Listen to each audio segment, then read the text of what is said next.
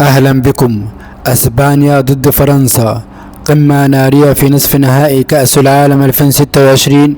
الموعد والقنوات الناقلة وتاريخ المواجهات الكاملة، كل التفاصيل في الفيديو معانا.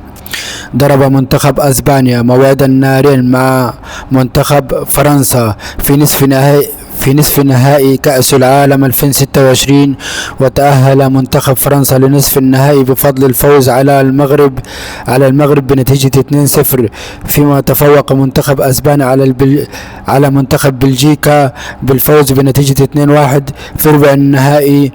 وخلال مشواره فازت الديوك الفرنسية على السنغال والعراق والنرويج والسويد والبرغواي، ثم المغرب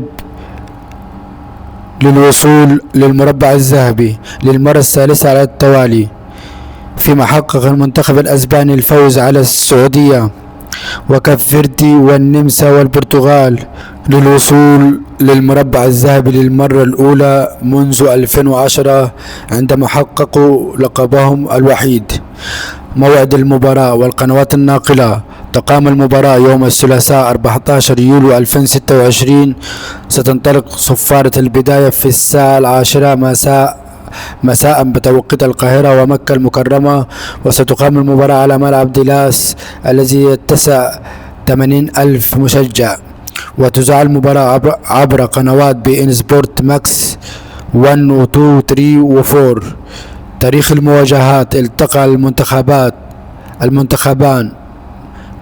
المنتخبان في 38 مباراة سابقة سواء ودية أو رسمية. اللقاء الأخير في يونيو 2025 انتهى بفوز أسبانيا بنتيجة 5-4 في مباراة مثيرة بنصف نهائي دوري الأمم الأوروبية، وستكون تلك المواجهة الثانية في كأس العالم بعد لقاء ثمن نهائي كأس العالم 2006 الذي فازت فيه فرنسا بنتيجة 3-1. تاريخ المواجهات: فوز أسبانيا 18 مرة، فوز فرنسا 13 مرة، والتعادل 7 مرات. من سيفوز بالمباراة ويتأهل لنهائي كأس العالم؟